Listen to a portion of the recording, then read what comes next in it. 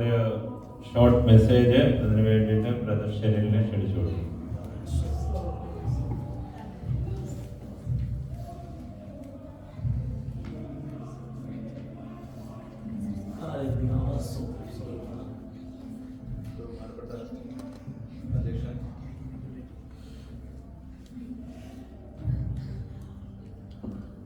ബഹുമാനപ്പെട്ട അധ്യക്ഷൻ, വേദിയിൽ സദസ്യമായിരിക്കുന്ന കർത്തദാസന്മാരുടെ സ്നേഹവന്ദനങ്ങളെ അറിയിക്കുന്നു. ശാരീരിക പ്രയാസങ്ങളുണ്ട്, അദ്ദേഹം പ്രാർത്ഥിക്കണമെന്ന് അവസ്ഥയിൽ അപേക്ഷിക്കുന്നു. ഞാൻ ഒരു മെസ്സേജായിട്ടൊന്നുമല്ല, കുഞ്ഞുങ്ങളോട് മാത്രം കുറച്ച് കാര്യങ്ങൾ പറയാൻ വേണ്ടി. കാരണം ഞാൻ ചെറുപ്പം തൊട്ടേ ആ ഒരു മേഖലയിൽ ശുശ്രൂഷ അതാണ് BBS അങ്ങനെയൊക്കെ കുഞ്ഞുങ്ങളുമായിട്ട് അല്പം ഷെയർ രണ്ട് കാര്യങ്ങൾ പറഞ്ഞ് ദൈവസന്നിധിയിൽ ഇരിക്കാൻ ദൈവത്തെ ക്ഷണപ്പെടുന്നു. നമ്മുടെ ചർച്ചിലെ കുഞ്ഞുങ്ങളൊക്കെ വളരെ അനുഗ്രഹിക്കപ്പെട്ട കുഞ്ഞുങ്ങളാണ്. കേട്ടിട്ടൊരു ഞാൻ നമ്മുടെ കുഞ്ഞുങ്ങളെ പറ്റിയാണ് കാര്യം.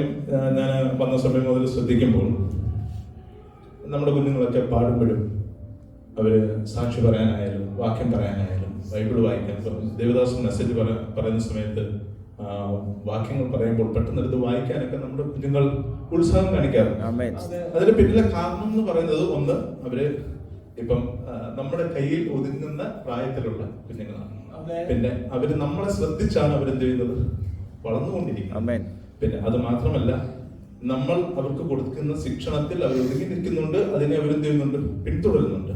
അപ്പോൾ തന്നെ സഭയിൽ നിന്ന് കിട്ടുന്ന ദേവദാസന്മാരുടെ ഇടയിൽ നിന്നും നമ്മുടെ മറ്റുള്ള സഹോദരങ്ങളുടെ ഇടയിൽ നിന്നും PIP പോലെ ഇങ്ങനത്തുള്ള പ്രോത്സാഹനം കിട്ടുമ്പോഴും കുഞ്ഞുങ്ങൾ എന്ത് ചെയ്യുന്നുണ്ട്, നമ്മളെ അത് വളരെ ശ്രദ്ധയോടെ അവരതിനെ പിൻഗമിക്കുന്നു. പക്ഷെ ഇന്ന് ആത്മീയ ഗോളത്തിൽ, പ്രത്യേകിച്ച് പെന്തക്കോസ്ത് ഗോളത്തിൽ ഏറ്റവും നമുക്ക് വിഷമകരമായ ഒരു കാര്യം, നമ്മുടെ കുഞ്ഞുങ്ങൾക്ക് പലർക്കും, നമ്മുടെ ഇവിടുത്തെ കാര്യമല്ല, ഞാൻ കൂടുതൽ നാളിലെ കാര്യങ്ങളാണ് പറയുന്നത്, ദൈവവുമായിട്ട് ഒരു പേഴ്സണൽ ബന്ധമില്ല. 2 തലമുറ അപ്പച്ചൻ അമ്മച്ചി രക്ഷിക്കപ്പെട്ടു, എൻ്റെ പപ്പയും മമ്മിയും വന്നു, ഞാനായപ്പോഴത്തേക്കൊക്കെ എന്ത് ചെയ്തു, അതിന് ദൈവവുമായിട്ടുള്ള ബന്ധത്തിന് ആഴം വിട്ടുപോയി. നമ്മുടെ കുഞ്ഞുങ്ങളുടെ ഇടയിൽ ഈ തലമുറയിൽ കണ്ടുകൊണ്ടിരിക്കുന്ന വലിയൊരു ദോഷമാണ്. നമ്മുടെ നമ്മുടെ ഈ ചർച്ചിലെ ഒരു കുഞ്ഞുങ്ങളും അങ്ങനെയുള്ള എന്താ പറയുന്ന ഒരു ആപത്തിൽ ചെന്ന് ചാടല്ലേ എന്ന് ഞാൻ ദയനീയമായി മാതാപിതാക്കളോട് കുഞ്ഞുങ്ങളോട് അറിയിക്കുകയാണ്. കാരണം വചനത്തിൽ അടിസ്ഥാനമില്ലെങ്കിൽ, യേശുക്രിസ്തുവായിട്ടുള്ള പേഴ്സണൽ ബന്ധം, ദൈവവുമായിട്ടുള്ള പേഴ്സണൽ ബന്ധമില്ലെങ്കിലാണ് നമ്മൾ എന്ത് ചെയ്യുന്നറിയുമോ, മറ്റ് എന്താ പറയുന്നത്, കൾട്ട് അങ്ങനെ പറയുന്ന ഉപദേശങ്ങളിലേക്ക്, ദുരുപദേശങ്ങളിലേക്ക് നമ്മൾ എന്ത് ചെയ്യുന്നത്.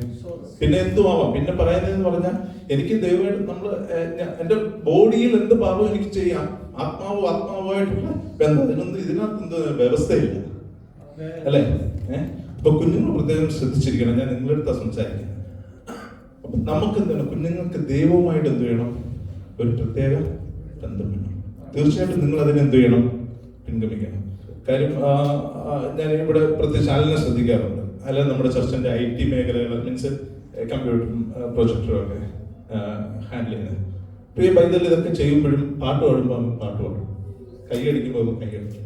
ഞാൻ പല ചർച്ചകളിലും നാട്ടിൽ വിസിറ്റ് ചെയ്യുന്ന ഒരാളാണ് SCBനോട് ബന്ധത്തിൽ. പലപ്പോഴും കാണുന്ന കുഞ്ഞുങ്ങൾക്ക് ആരാധനയായിട്ടൊന്നും യാതൊരുവിധ ബന്ധമില്ല. ക്യാമറയും കൊണ്ട് നിൽക്കുന്നവൻ ക്യാമറയും കൊണ്ട് ഇരിക്കുന്നു, കമ്പ്യൂട്ടറായിട്ട് ഇരിക്കുന്നത് കമ്പ്യൂട്ടറായിട്ട് ഇരിക്കുന്നു, മൈക്കും കൊണ്ട് കിടക്കുന്നത് ഈ മൈക്കും കൊണ്ട് ഓടുന്നു.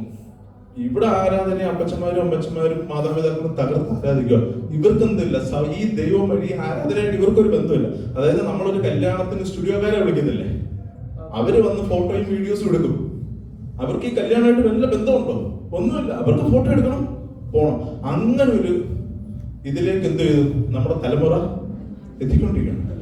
അപ്പൊ നമ്മുടെ ചർച്ചിലെ കുഞ്ഞുങ്ങളോട് എനിക്ക് വ്യക്തമായി പറയാനുള്ളത്, നിങ്ങൾക്ക് യേശു അപ്പച്ചനുമായിട്ട് വ്യക്തിപരമായ ഒരു ബന്ധം സ്ഥാപിച്ചു. അതിനകത്ത് യാതൊരുവിധ കോംപ്രമൈസും ഉണ്ടാവരുത്. നിങ്ങൾ ഈ ഘട്ടമൊക്കെ പോകും. ഇപ്പം പപ്പയുടെയൊക്കെ കൂടെ ഇങ്ങനെ യാത്ര ചെയ്യും. നിങ്ങളിപ്പം 10th 12th ഒക്കെ കഴിഞ്ഞിട്ട് നിങ്ങൾ ഹോസ്റ്റലിലേക്ക് പോകും. നമ്മുടെ ജീവിത ശൈലികൾ എന്ത് ചെയ്യും, മാറിക്കൊണ്ടേയിരിക്കും. അന്നേരമാണ് നമ്മൾ എന്ത് ചെയ്യുന്നത്, പ്രതിസന്ധിയിലേക്ക് പോകുന്നത്. പ്രതിസന്ധി ഉള്ളപ്പോൾ നമുക്ക് എന്ത് ചെയ്യാൻ പറ്റത്തില്ല, ഈ ദൈവവുമായിട്ട് നമുക്കൊരു ബന്ധമില്ലെങ്കിൽ നമുക്ക് പിടിച്ചു നിൽക്കാൻ പറ്റത്തില്ല. 50,000 രൂപയും 80,000 രൂപയും കാർഷിക കടമുള്ള എത്രയോ പേര് തൂങ്ങിച്ചാവുന്നു. 80 ലക്ഷം രൂപ കടമുള്ള ഒരു പാസ്റ്ററിനെ എനിക്കറിയാം. പുള്ളി ഇന്ന് വിശ്വാസത്താൽ ജീവിക്കുന്നു. സംസാരിക്കുമ്പോൾ പറഞ്ഞ എന്നായാലും ദൈവം ചെയ്യും. പുള്ളി അത് മോശം പറ്റിയല്ല, പുള്ളിയുടെ സജീവ സാഹചര്യങ്ങളിൽ വന്നുപോയ കുടുംബങ്ങളിൽ വന്നുപോയ കടമാണ്. പക്ഷെ എന്ത് ചെയ്യുന്നുണ്ട്? പുള്ളി ഇപ്പോഴും വിശ്വാസത്താൽ ജീവിക്കുന്നത്. എന്തുകൊണ്ടാ? ആ ദൈവവുമായിട്ടുള്ള വ്യക്തിപരമായ ബന്ധം. അപ്പൊ നിങ്ങൾക്ക് എന്ത് വേണം? തീർച്ചയായിട്ടും യേശു അപ്പച്ചനുമായിട്ട് എന്ത് വേണം?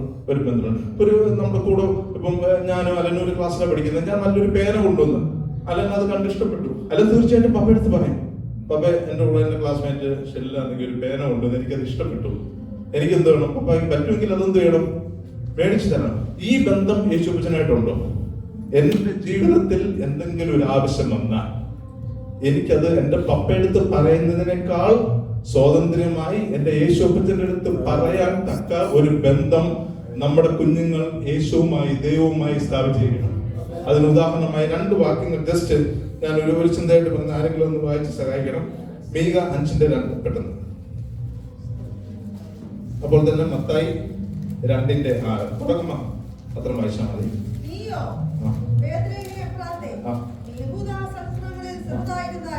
ഓക്കെ ആന്റി, അത് മതി. അടുത്ത മത്തായി 2:6.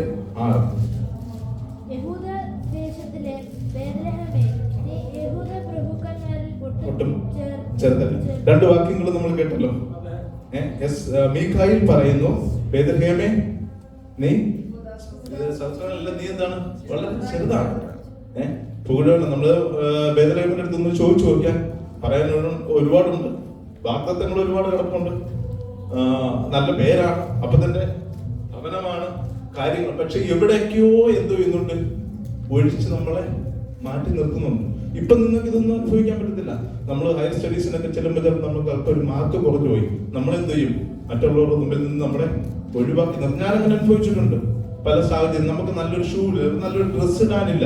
എന്റെ അമ്മ ഒറ്റയ്ക്ക് ബന്ധക്കോസ്തി വന്നപ്പം എന്റെ വീട്ടിലുള്ള ആൾക്കാർ കല്യാണം വിളിക്കത്തില്ലായിരുന്നു. എന്റെ മമ്മിയെ കല്യാണം വിളിക്കത്തില്ലായിരുന്നു. കാരണം സ്വർണ്ണം ഇടാത്തത് കൊണ്ട് എന്റെ മമ്മിയെ കല്യാണം വിളിക്കത്തില്ലായിരുന്നു. ഞാനിത് അനുഭവിച്ചിട്ടുണ്ട്. അതിനകത്ത് നല്ല പിടിച്ചു നിന്നാണ് നമ്മൾ ഇവിടെ എത്തിയത്. അപ്പം ബേത്ലഹേമിന്റെ അടുത്ത് ചോദിച്ചു, ബേത്ലഹേമിന് പറയാനുണ്ട് ഒരുപാട് വാഗ്ദത്തങ്ങളും കാര്യങ്ങളൊക്കെ ഉണ്ട്, പക്ഷേ ഞാൻ എന്നെ എന്താണ് പലയിടത്തുനിന്നും ഒഴിഞ്ഞ് മാറ്റുന്നത്. നിങ്ങളുടെ ജീവിതത്തിൽ ഇങ്ങനെയൊക്കെയുള്ള അനുഭവങ്ങൾ നിങ്ങൾക്കുണ്ടാവാം. മാറ്റി നിർത്താം, കൂട്ടുകാർ മാറ്റി നിർത്താം, കഴിവില്ല എന്ന് പറഞ്ഞുകൊണ്ട് നമ്മളെ മാറ്റി നിർത്താം. മറ്റുള്ളവരുടെ എല്ലാവരുടെയും കഴിവ് നമുക്ക് എന്ത് ചെയ്യണം? ഉണ്ടാവണമെന്നില്ല. അവർ നമ്മളെ മാറ്റി നിർത്തും. മീഖായിൽ പറഞ്ഞിരിക്കുന്നു, ബേത്ലഹേമേ നീ ഇവരെക്കാളെല്ലാം എന്താണ്? ചെറുതാണ് അല്ലെ? പക്ഷെ മത്തായിലേക്ക് വന്നപ്പോ എന്ത് പറഞ്ഞു? നീ ഒട്ടും പ്രഭുക്കന്മാരൊട്ട് നീ എന്തല്ല? ചെറുതല്ല. എന്താ ബേത്ലഹേമിൽ ഇത്ര ഒരു മാറ്റം സംഭവിച്ചു? മീഖ കഴിഞ്ഞു, നോക്കും കഴിഞ്ഞു, മലാക്കി എത്തി, ഇരുണ്ട കാലഘട്ടം കഴിഞ്ഞു. മത്തായിലേക്ക് വന്നപ്പോ പരിശുദ്ധാത്മാവ് എഴുതി വെച്ചു, ബേത്ലഹേമേ നീ എന്താ? ഒട്ടും ചെറുതല്ല. നമുക്ക് ബേത്ലഹേമിന്റെ അടുത്ത് ചോദിക്കാം, എന്താ ബേത്ലഹേമേ നിനക്ക് എന്താ ഈ ഒരു മാറ്റം വന്നേ? പണ്ട് നിന്നെ എല്ലാവരും തെള്ളിയിട്ടിരുന്നല്ലേ? നിനക്ക് എന്താ പറയുന്നത്? പറയത്തൊക്കെ ഒന്നും ഇല്ലായിരുന്നല്ലോ. പ്രവാചകൻ എഴുതി വെച്ചില്ലേ? നീ വളരെ ചെറിയ ആളാന്ന് എഴുതി വെച്ചില്ലേ?